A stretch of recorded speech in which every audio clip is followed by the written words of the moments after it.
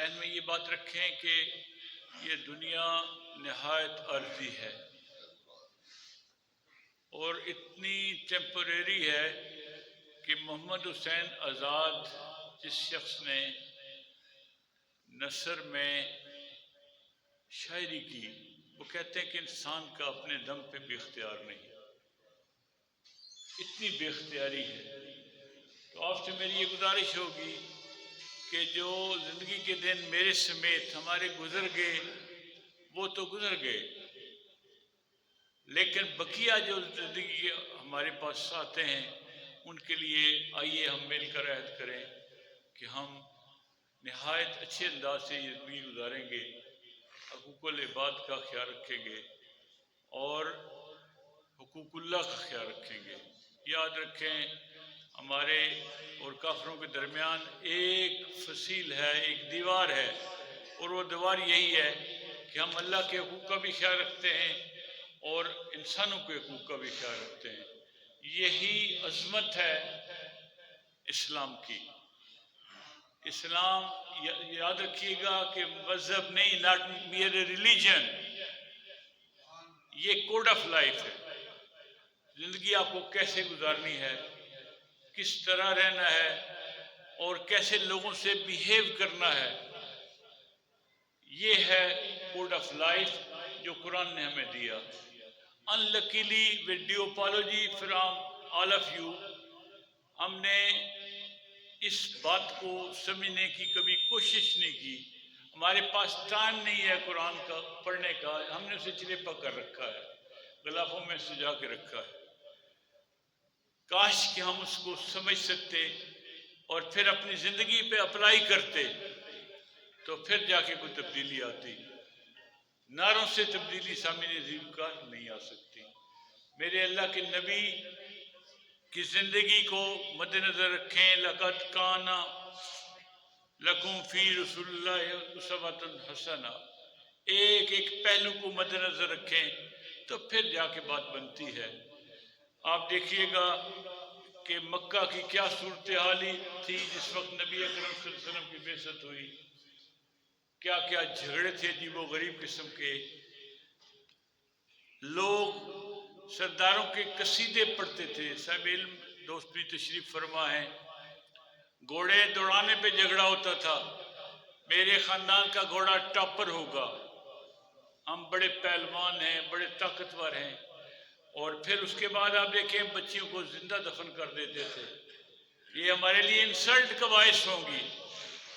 اور آگے چلیں، شراب نوشی اور کمار بازی اس معاشرے میں گھر کر چکی تھی، اور پھر آگے چلیے گا کمزور اور طبقات جو ہیں ان کو کوئی اپنے سائیڈ پہ رائٹ لیفٹ پہ کھڑے نہیں ہونے دیتا تھا، ان کی یہ جرت نہیں تھی، وہ غلاموں کی زندگی بسر کرتے تھے۔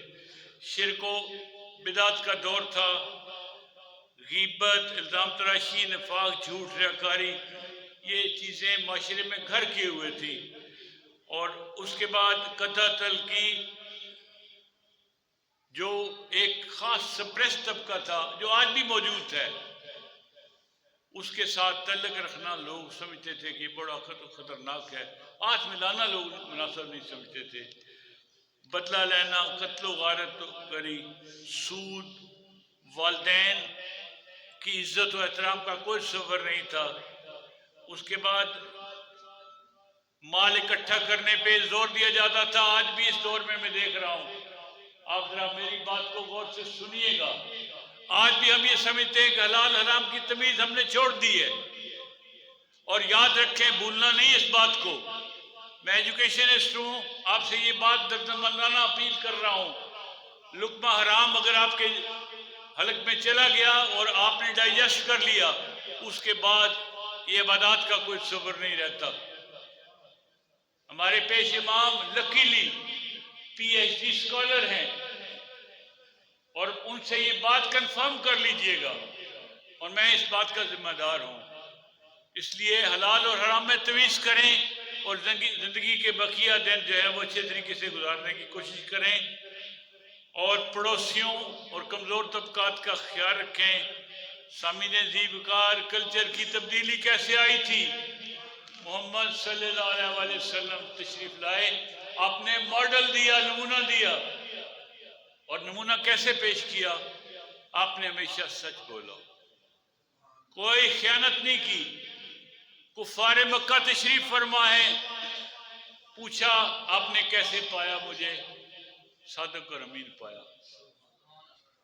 اور جب آپ سے کہا گیا صادق اور امین پایا، تو اس کے بعد آپ نے کیا کہا کہ اگر تم یہ سمجھتے ہو کہ میں صادق بھی ہوں اور امین بھی ہوں، قولوا لا الہ الا اللہ، تو سارے بکھر گئے۔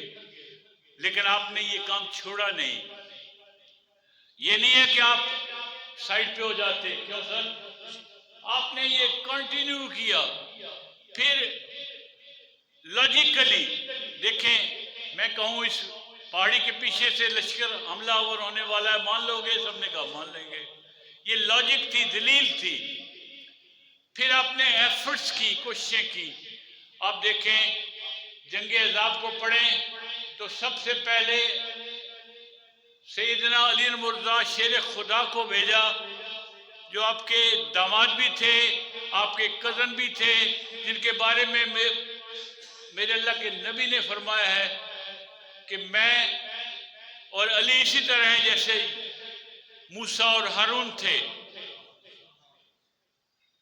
میں اور علی اسی طرح ہیں جس طرح موسیٰ اور ہارون تھے، ہمارا بلڈ ریلیشننگ ہے۔ من کنتم مولا ہو فہذا علی مولا ہو۔ کتنی عظیم ہستی تھی۔ داماد ہوتے ہوئے آج ذرا دل پہ ہاتھ رکھ کے مجھے بتائیں، اپنے بیٹے کو، اپنے داماد کو، کہ آپ یہ پسند کریں گے کہ سب سے پہلے خطرناک ترین دشمن کے ساتھ جا کے لڑیں؟ مشکل ہے، بڑا مشکل فیصلہ ہے۔ اتنے آسان فیصلے نہیں تھے، لیکن آپ نے زندگی میں کیے، ایفرٹس کی۔ تبوک کا واقعہ پڑھیں، اور آپ دیکھیں ساری طائف کا واقعہ پڑھیں، لہو لہان ہو گیا آپ کا جسم۔ تو یہ ایفرٹس تھی۔ جنگ احد میں آپ کے دندہ مبارک شہید ہوئے۔ 72 کے قریب یا 70 کے قریب صحابہ کرام نے جام شہادت نوش کیا۔ یہ سارے کام آپ نے کیے، یہ ہیں ایفرٹس۔ جب آپ نے ایفرٹس کی تو پھر ٹرانسفارمیشن آف کلچر ہوئی، تبدیلی آئی کلچر میں۔ اور کلچر میں کیا تبدیلی آئی کہ وہ لوگ جو اپنی بیٹیوں کو زندہ دفن کر دیتے تھے، انہوں نے ان کو بیانا، ان کے رشتے طے کرنا، ان کے ہاتھ پیلے کرنے پہ کو عظیم سمجھا۔ یہ تھی کلچر کی تبدیلی۔ اور جامع شہادت نوش کرنا زیادہ بہتر سمجھا، نہ کہ اپنی جان کو بچانا۔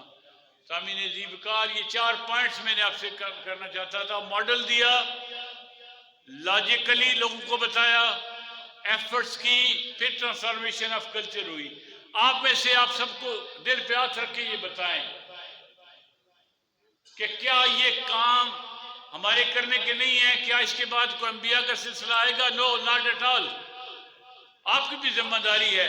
آپ رائٹ لیفٹ دیکھیں، سب سے پہلے کہیں جھوٹ نہ بولا جا رہا ہو۔ آپ ٹرائی ٹو شن دس۔ اگر جھوٹ ختم ہو جائے تو 99% بیماریاں ختم ہو جاتی۔ آپ سے میری یہ گزارش ہے، یہ سارے جو صاف میں نے تذکرہ کیا، بار بار ریپیٹ کرنا ٹھیک نہیں، اپنے آپ پہ لاگو کریں۔ ہمسایوں کا خیال رکھیں، والدین کی قدر کریں، شراب نوشی کو ترک کریں، لعنت بھیجیں شراب پہ، اور یہ سود خوری کا سلسلہ ختم کریں، رزق حرام کو شن کریں۔ بھوکا مر جانے پہ عافیت ہے، مرنا تو ہے ہی ہے نا۔ کیا خیال ہے میں زندہ رہوں گا؟ I may pass away at any time۔ اس لحاظ سے خدا را ان باتوں پہ عمل کریں، اور اپنے پڑوسیوں کے حقوق کا خیال رکھیں، معاشرے میں اپنا رول ادا کریں۔ اس وقت دنیا میں 209 کنٹریز ہیں دنیا کی۔ یہ میرا بھانجا تشریف فرما ہے، ہائیلی ایجوکیٹڈ ہے۔ 7 ارب اور 80 کروڑ انسان اس وقت دنیا میں بستے ہیں۔ میجارٹی اللہ کے وجود سے منکر ہے، لیکن آپ کا تو ذمہ داری ہے، مسلمان ہیں، اور آپ سے میری گزارش ہے ان باتوں پہ عمل کریں، اور اس کے بعد پھر ہم امید رکھیں کہ اللہ پاک ہمارے ہمیں معاف فرمائے۔ اس کے بعد بھی شاید والی بات ہے، اور اگر یہ رول ہم ادا نہیں کریں گے تو یہ سہانا خواب ہے۔ قبر کا عذاب ہوگا، بہت مشکل ہے بچنا اس سے، اتنا آسان نہیں ہے۔ وَأَمَّا مَنْ ثَقُلَتْ مَوَازِينُهُ فَهُوَ فِي عِيشَةٍ رَاضِيَةٍ وَأَمَّا مَنْ خَفَّتْ مَوَازِينُهُ فَأُمُّهُ هَاوِيَةٌ۔ پھر اللہ نے اپنے نبی سے یہ ڈائریکٹ کیا، وَمَا أَدْرَاكَ مَا هِيَ نَارٌ حَامِيَةٌ۔ بات فالو کریں، قرآن کو سمجھیں، اسے چلیپا نہ کریں۔ پھر آخری گزارش کے طور پر آپ سے میری گزارش ہے کہ ہم اس وقت دنیا میں تقریباً 1 ارب 60 50 اور 70 کروڑ کے قریب مسلمان ہیں، اور ہماری حالت یہ ہے کہ ہمارے ہاں بے حد اختلافات ہیں، اور اختلافات کو ایک خاص انداز سے ہوا دی جا رہی ہے۔ یوں قتل سے بچوں کے وہ بدنام نہ ہوتا، افسوس کہ فرعون کو کالج کی نہ سوجی۔ اس نقطہ نگاہ سے وہ آپ کو سلو پوائزننگ کر رہے ہیں، اختلافات پیدا کر رہے ہیں، اختلافات کو ہوا دے رہے ہیں، آپ کو برائب کیا جا رہا ہے۔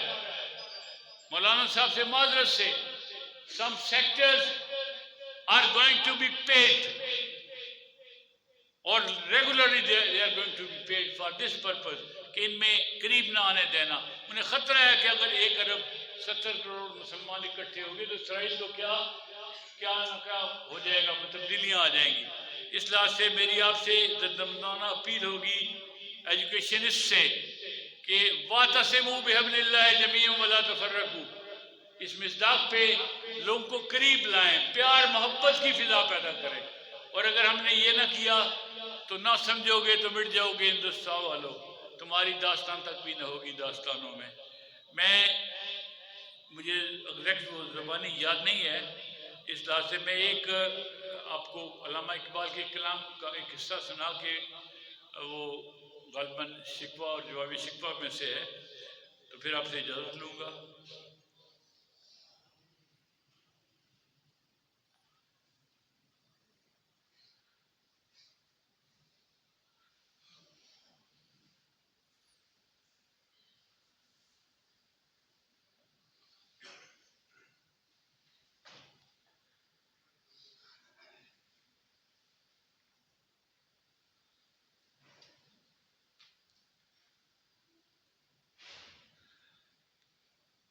منفعت ایک ہے اس قوم کی، نقصان بھی ایک ہی سب کا نبی، دی بھی ایک، ایمان بھی ایک، حرم پاک بھی، اللہ بھی، قرآن بھی ایک، کچھ بڑی بات تھی ہوتے جو مسلمان بھی ایک، فرقہ بندی ہے کہیں اور کہیں ذاتیں ہیں، کیا زمانے میں پنپنے کی یہی باتیں ہیں۔ اللہ پاک ہمیں ایک دوسرے کے قریب آنے کی توفیق دے۔ او ہلکا یاراں تو ریشم کی طرح نرم، رزم حق و باطل و تو فولاد ہے مومن۔ This should be your Mattu, اور ٹرائی کریں، میں آپ سے یہ ذمہ داری سے کہہ رہا ہوں، میرے عزیزوں سمیت جو پڑھے لکھے ہیں، F A B A M A, وہ زیادہ ذمہ دار ہوں گے۔ قاری صاحب کے پاس 1 کروڑ روپے ہے تو کروڑ روپے کے قیامت کے دن ذمہ دار ہوں گے، تو میرے پاس 10 لاکھ ہے تو میں 10 لاکھ کا ذمہ دار ہوں گا۔ اسی طرح ایجوکیٹڈ لوگ جو ہیں وہ بہت امپورٹنٹ رول ادا کر سکتے ہیں، وہ لوگ یہ باتیں سمجھائیں، اور جب وہ سمجھائیں گے تو انشاءاللہ دیر ول بی چینج، اور جب تبدیلی آئے گی تو دین ایک ٹائم آئے گا کہ ہم یہ کہہ سکتے ہیں کہ مسلمان ایک دوسرے کے قریب آئے ہیں، اتحاد و اتفاق ہے، نفرتیں ختم ہو گئیں، قدورتیں ختم ہو گئیں، والدین کے حقوق ہم نے ادا کرنا شروع کر دیے، بچوں پہ ہم شفقت کرنے لگے، بڑوں کی عزت کرنے لگے، ہمسایوں کے حقوق کا ہم خیال رکھتے ہیں، حلال حرام میں تمیز کرتے ہیں، سود کو ہم شن کرتے ہیں، قتل و غارت کا بدلہ نہیں دیتے۔ اللہ پاک ہمیں یہ بات سمجھنے کی توفیق عطا فرمائے۔